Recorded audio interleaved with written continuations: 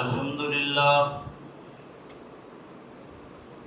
لله نحمده ونستعينه ونستغفره ونعوذ بالله من شرور أنفسنا ومن سيئات أعمالنا من يهده الله فلا مضل له ومن يضلله فلا هادي له ونشهد أن لا إله إلا الله وحده لا شريك له ونشهد أن محمدا عبده ورسوله أما بعد فإن خير الحديث كتاب الله وخير الهدي هدي محمد صلى الله عليه وسلم وشر الأمور محدثاتها وكل محدثة بدعة وكل بدعة ضلالة وكل ضلالة في النار فأعوذ بالله من الشيطان الرجيم بسم الله الرحمن الرحيم ولا تهنوا في ابتغاء القوم إن تكونوا تعلمون فإنهم يعلمون كما تعلمون وترجون من الله ما لا يرجون وكان الله عليما حكيما۔ میرے محترم بزرگوں بھائیوں،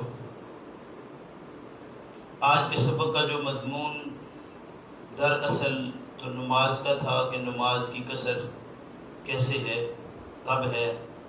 اب مجھے یہ بات بھی میں تو سمجھتا ہوں اس بات کو کہ وہ ساتھی جو لیٹ آئے ہیں، یہ بات سننے کے بعد بہت سارے سوال ان کے اندر بھی اٹھیں گے کہ جی وہ نماز قصر کب ہوتی ہے، کتنے سفر پر ہوتی ہے، کیوں ہوتی ہے، کیسے ادا کرنا ہوتی ہے۔ یہ بڑے سارے سوال ہیں، ہر وقت چلتے رہتے ہیں، لیکن افسوس سے یہ کہنا پڑتا ہے کہ یہ قرآن کریم کی آیات ہم مسلسل پڑھ رہے ہیں، تو چاہیے تو یہ کہ ہم جا کر یہاں سے خطبہ سننے کے بعد جا کر ایک دفعہ پچھلا دہرا لیں اور پھر آگے کا نظر کر لیں کہ بھئی آگے آیات کون سی ہیں، تو ہمیں خود ہی پتہ چل جائے گا کہ آگے جو آیات ہے اس کے مطابق کون سا مضمون بیان ہونا ہے۔ تو بجائے اس کے کہ ہر چیز کو سوال میں دوبارہ ریپیٹ کیا جائے، بہتر یہ ہوتا ہے کہ وقت پر پہنچ کر ان چیزوں کو بندہ خود سمجھے، یعنی وقت آئے ہم موجود ہی نہ ہوں اور پھر وہ سوال ہمارے ختم بھی نہ ہوں، تو میرے بھائی یہ بات اچھی نہیں ہے۔ دیکھیے یہ 1 گھنٹے کا وقت آپ نے مقرر کیا ہے، تو اس گھنٹے کے لیے آپ خود اپنے آپ کو تیار کریں اور وقت پر پہنچنے کی کوشش کریں، اللہ توفیق دے۔ اور ان باتوں کو آپ اگر خطبے میں سن چکے ہیں تو سننے کے بعد کوئی بات رہ جائے تو اس کا سوال اٹھائیں، نہ کہ یہ باتیں جو ابھی بیان ہو چکی ہیں انہی کے متعلق سوال ہوتا رہے۔ 1-2 باتیں فطرت کے حوالے سے میں عرض کرنے لگا ہوں۔ فطرت کیا ہے؟ دیکھیے انسان فطری طور پر ایسا ہے کہ یہ جھوٹ نہیں بولتا، فطری طور پر، لیکن پھر یہ زمانہ اس کو جھوٹ بولنے پر مجبور کر دیتا ہے اور ہم جھوٹ بولتے ہیں، اور خصوصاً ہمارے ہاں تو یہ ہے کہ جھوٹ ہی جھوٹ ہے، بلکہ بزرگ اکثر کہا کرتے تھے جھوٹو جھوٹ چتاڑے، یعنی ہماری صورتحال یہ۔ آپ اپنے کسی سسٹم میں چلے جائیں، اپنے پاکستان کے کسی بھی سسٹم میں چلے جائیں، آپ کو ہر جگہ جھوٹ ہی جھوٹ نظر آئے گا۔ اس پر امام ابن قیم رحمہ اللہ نے ایک بات تحریر کی ہے، اللہ توفیق دے سمجھنے کی۔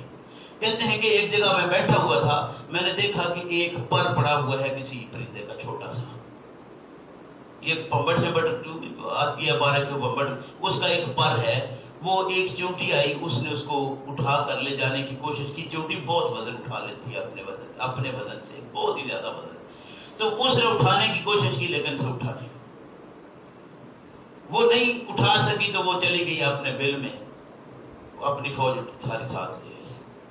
لیکن وہ کہتے ہیں جب میں نے دیکھا کہ وہ باہر نکل کے آ رہی ہے، میں نے وہ پر چھوٹا تھا اپنے پاس اٹھا لیا۔ وہ آئی آ کر تلاش کرتی رہی، ان کو وہ پر نہیں ملا، وہ واپس چلی گئی۔ آپ بھی تجربہ کر کے کسی وقت دیکھ لیجیے، اللہ توفیق دے، وہ واپس چلی گئی۔ واپس گئی تو وہ ایک وہاں پر رہی، شاید وہ وہی تھی جس نے اس کو دیکھا تھا پہلے۔ کہتے ہیں کہ میں نے وہ پر پھر وہاں پر رکھ دیا۔ اب میں نے وہاں پر رکھا تو وہ جو ہی اس نے دیکھا کہ پر آ گیا ہے، وہ پھر بھاگتی ہوئی گئی، بل میں جا کے اپنے ساتھ فوج لے آئی، لیکن اب پہلے سے فوج کم تھی۔ وہ آئی، آ کر اس کے آنے تک میں نے پھر وہ اٹھا لیا۔ وہ آئی، آ کر تلاش کرتی رہی، ادھر ادھر دیکھتی رہی، ان کو وہ پر نہیں ملا۔ تو پتا چلا کہ وہ ذرا تھوڑی تھی غصے میں، لیکن وہ چلی گئی، لیکن وہ ایک نہیں گئی، ساری گئی۔ میں نے پر پھر رکھ دیا۔ اب پر رکھا تو وہ پھر چلی گئی واپس، اور جا کر اپنے بل میں اپنے ساتھیوں کو بتایا کہ وہاں ہماری خوراک پڑی ہے، آج وہ لے آئے۔ لیکن کہتے ہیں کہ اب بہت ہی کم تھیں جو اس کے ساتھ آئیں، تعداد میں زیادہ کم تھی، وہ بالکل ایسے ہی چل رہی آئی۔ انہوں نے آ کر دیکھا، بھالا، تلاش کیا، پر پھر میرے پاس تھا، وہ تلاش کرتے کرتے کوئی نہیں ان کو ملا۔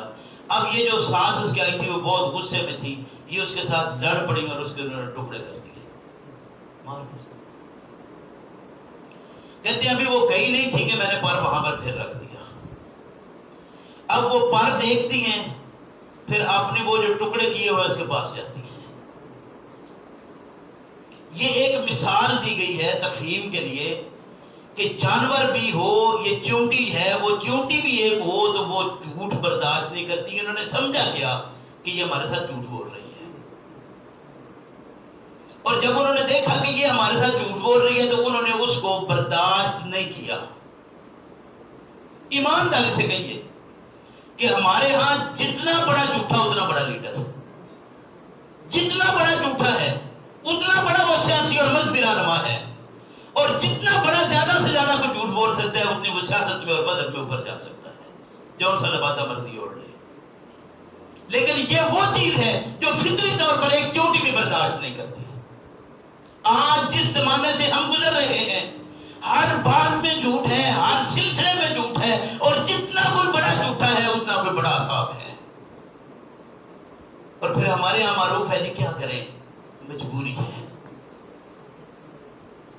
یہ چونٹی یہ مجبوری برداشت نہیں کرتی کہ اس سے کوئی جھوٹ بولے آ کر چونٹی۔ لیکن ہم کیسی نسل سے لوگ ہیں؟ وہ کسی پوچھنے والے نے پوچھا تھا کہ سید یہ تیرے پاس میں کتا لے کر آیا ہوں، اس سے نفرت کیوں کرتا ہے؟ یہ تو بڑا وفادار ہے، یہ جانور تو اپنے مالک کا اتنا خیال کرتا ہے، تو اس سے نفرت کیوں کرتا ہے مسلمان ہو کر؟ مسلمان ہے اس لیے کتا پلیت لگتا ہے تجھے؟ اس نے کہا نہیں، میں اس لیے نہیں سمجھتا کہ یہ پلیت ہے تو میں اس سے دور ہوں، اس لیے کہ یہ اپنی نسل کا بیری ہے۔ اے اللہ، یہ باتیں تفہیم والی نہیں تھی۔ اس نے کہا یہ دیکھ ایسا ہے جو تیرے ساتھ تو بڑا پیار کرتا ہے، مالک کا تو بڑا وفادار ہے، لیکن اپنی نسل کا بیری ہے۔ اس کی نسل کا کوئی کتا اور آ جائے اس کے پیچھے چڑھ دوڑے گے اور وہ دوسرا دم دبا کر بھاگے گا۔ یہ نسل سے نفرت کتے کا کام تھا، اس لیے اتنا پلید ہوا۔ آج ہماری صورتحال کیا ہے؟ ہم اپنا خود احساس کر لیں کہ ہم اپنی نسل کے ساتھ کس طرح کا ظلم اور ستم کر رہے ہیں۔ برادری، خاندان، رشتہ داری اور علاقے میں جہاں جہاں جیسا قرب ہے ہر دوسرے کے ساتھ پیار آپ کو بڑا ہوا نظر آئے گا، لیکن جتنا قرب ہے وہاں اتنی اپنے سے نفرت ہے، اپنے سے مخالفت ہے۔ اللہ سمجھنے کی توفیق عطا فرمائے۔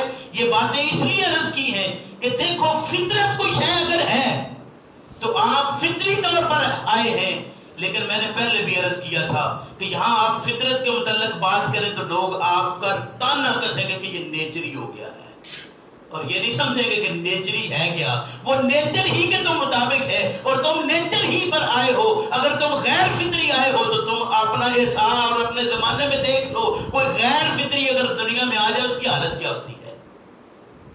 آج سمجھتے ہو کہ نہیں؟ اللہ سمجھنے کی توفیق عطا فرمائے کہ اللہ کی کتاب ہمیں فطرت کے مطابق لاتی ہے، اور اللہ کے جتنا یہ نظام بنایا ہوا ہے وہ سارا فطرت کے مطابق تمہیں لا رہا ہے، لیکن ہم زمانے میں رہ کر یہ چونٹیوں سے، ان جانوروں سے، ان سلسلوں سے کوئی سبق حاصل کرنے کے لیے تیار نہیں ہے۔ ہم ہر وقت کیا دیکھتے ہیں کہ زمانے میں وہی جو غیر فطری سلسلے ہیں ان کو ہم پسند کرتے ہیں۔ اللہ سمجھنے کی توفیق عطا فرمائے۔ ایک بات عرض کر کے بات ختم کرتا ہوں۔ غیر فطری طریقہ اختیار کیا تھا قوم لوط نے. حالت کیا تھی؟ پتیاں الٹا دی گئی تھی. غیر فطری طریقے چھوڑ دیجئے، فطرت کے مطابق آئیے. جھوٹ غیر فطری ہے، سچ فطرت کے مطابق ہے. اللہ کے پیغمبر صلی اللہ علیہ وسلم کا فرمان ہے ان الصدق ینجی والکذب یہلک. جھوٹ ہلاک کر دے گا اور سچ نجات دے گا. نجات چاہتے ہو سچ پر آ جاؤ. اللہ ہمیں سچ کا ساتھ دینے کی توفیق عطا فرمائے. ربنا لا تزغ قلوبنا بعد إذ هديتنا وهب لنا من لدنك رحمة